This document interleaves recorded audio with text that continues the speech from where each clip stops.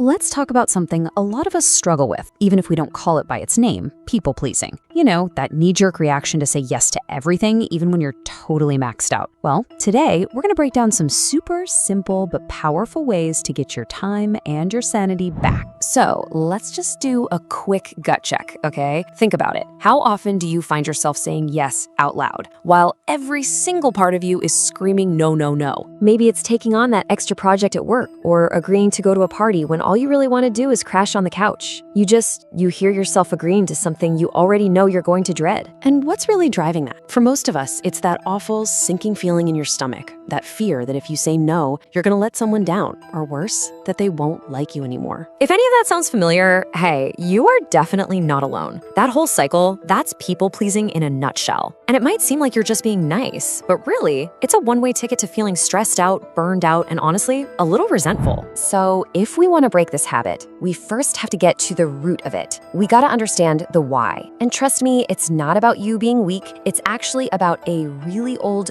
baked-in survival instinct. This is so important to get. People-pleasing is not a character flaw. It's a coping mechanism. It's a strategy your brain came up with probably a long time ago to keep you safe. I mean, think about it. For our ancestors, getting kicked out of the tribe was basically a death sentence. So our brains are literally hardwired to seek approval. It's just that ancient software doesn't always work so well for us today. And this right here, this is the faulty logic running in the background. It's this little subconscious script that says, if I just make sure everyone around me is happy, then I'll be accepted.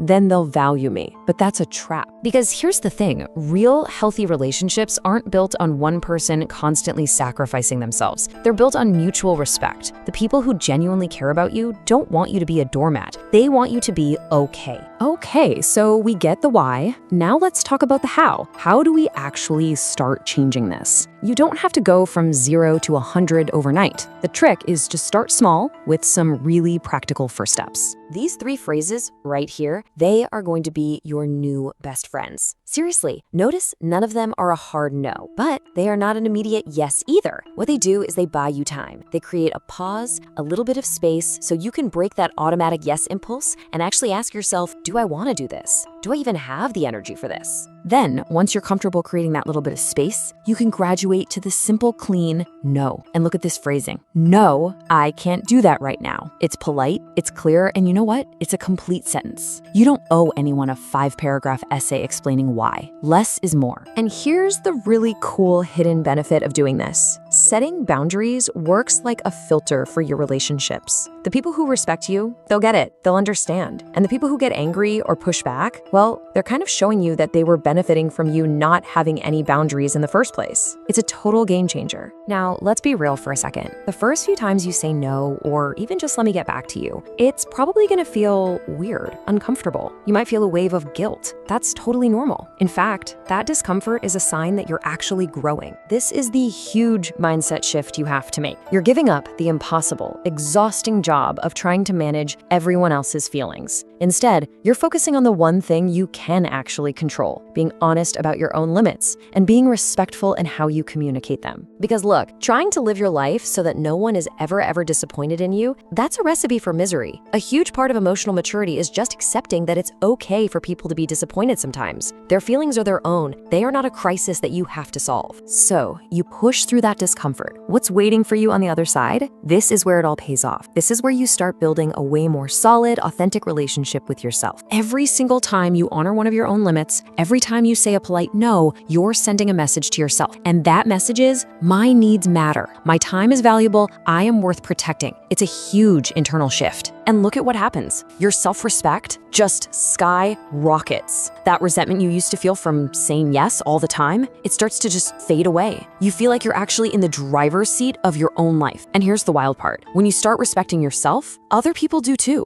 It's amazing how that works. This brings us to a much healthier definition of what it means to be kind. True kindness isn't just about making people happy, it's about being honest with them. And just as importantly, it's about being kind to yourself by protecting your own energy. So in the end, breaking this cycle is about so much more than just saying no. It's about transforming your relationships so they're built on real mutual respect, not just a sense of obligation. And honestly, the most important relationship you'll start to heal is the one you have with yourself. So I'll just leave you with this one question. What's one small, honest no you can say today. It doesn't have to be a big dramatic moment, just one little boundary. Because remember, protecting your time and your peace isn't selfish, it's absolutely essential.